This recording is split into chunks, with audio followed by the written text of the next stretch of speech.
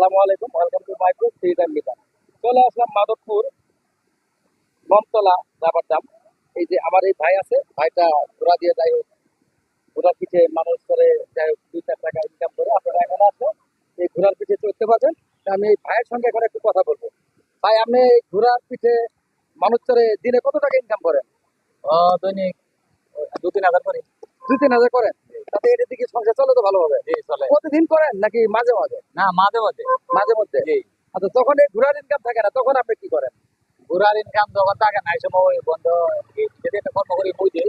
মানে এটা দিয়ে বন্ধে মই দেন? জি মই দিই। মই কি প্রতিদিন দেন? না, প্রতিদিন সিজনে দিই। সিজন? আচ্ছা, এছাড়া আর কোনো কাজ নেই আপনার? না স্যার। তাহলে মনে করেন মাঝে মাঝে এখানে আসেন, মাঝে মাঝে বন্ধে মই দেন, জি মানে হাল চাষ করেন। জি। তাহলে এটা দিয়ে কি সংসার চলে?